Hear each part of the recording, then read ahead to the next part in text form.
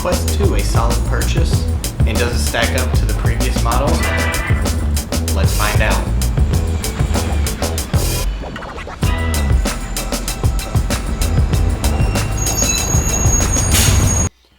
What's up everyone? Today I will be talking about my most recent purchase, the Oculus Quest 2.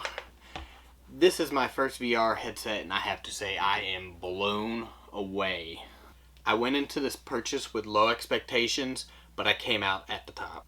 The Quest 2 is a standalone system, but you can plug it into a PC. I will go into this later. There are a ton of great games on the Oculus Store, but you have a whole new world when you get the stuff of it. The Quest 2 starts at $299, which is significantly less than some of the other headsets on the market, and is $100 cheaper than its predecessor, the Quest. The lenses give you 3 different positions to choose from, so you can adjust them to however they work for you.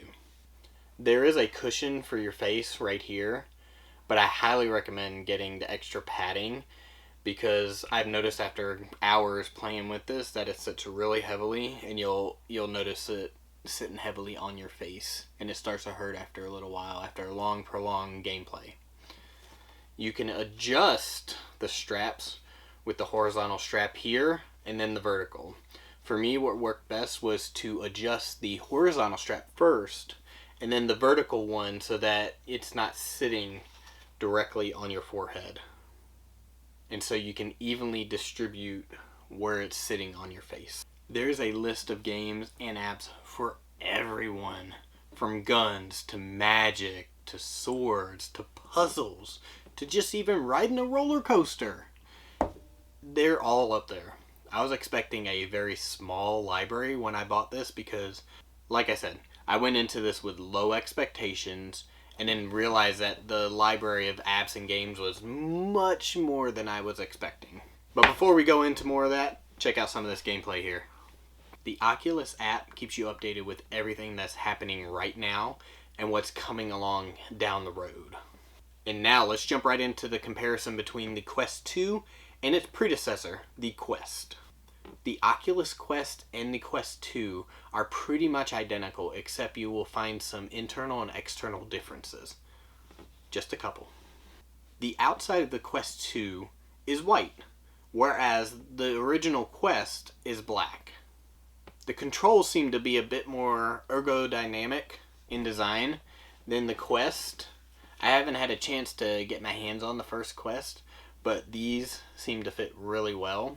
And from pictures and videos I've seen of the Quest, it's just minor updates, just something to fit your hand a little bit better.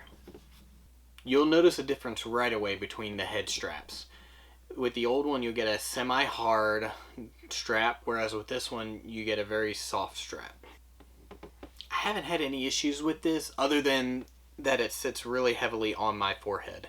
And after a long period of use, that kind of gets annoying, and it begins to hurt a little bit.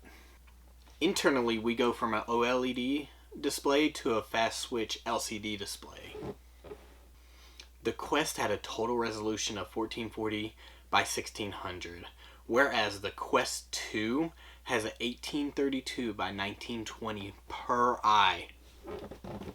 Wow. The Quest was locked in at a 72 Hz refresh rate, whereas the Quest 2 supports 60, 72, and 90 Hz. Switching gears a little bit, let's talk about the sound. So the sound has not changed much between the two different headsets. They both do the 3.5mm headphone jack, and they both have the external headphones. So you can listen plugged in or without. Your choice. Both come with a basic 64 gig headset. Now the next package up is where things start to get a little bit different. The Quest caps out at 128 gigabytes, and the Quest 2 goes up to 256. I have the 64 version in the Quest 2, and I just now ran out of space. The reason why I ran out of space is because I was recording a lot of videos for this YouTube video right now. If you plan to record video on your headset, I do recommend the bigger capacity headset. But if you're just wanting to play some games, some apps, you're not worried about storing anything up there like videos, pictures, then the smaller 64 gig should work fine for you. Unless you want to buy every single game, every single app on the marketplace, I think a 64 gig will work for you. But like I said, that's all personal preference on how much storage or how much, because it does go up in price for the higher storage, for the bigger storage. And that's it for me on this video. Hit that subscribe button, smash that bell icon, and on that note, I'm out. Time to play some video games.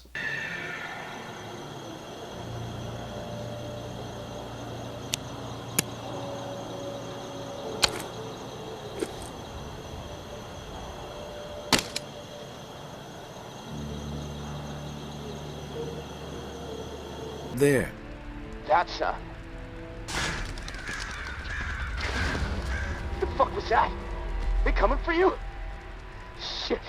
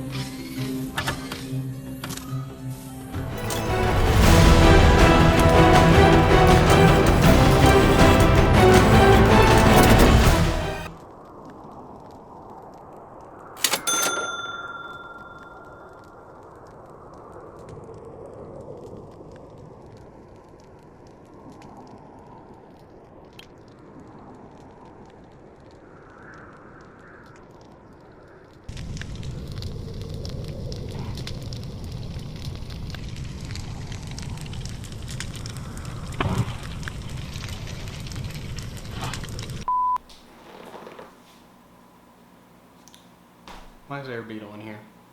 Seriously, why is there a beetle in here? Get out. Seriously.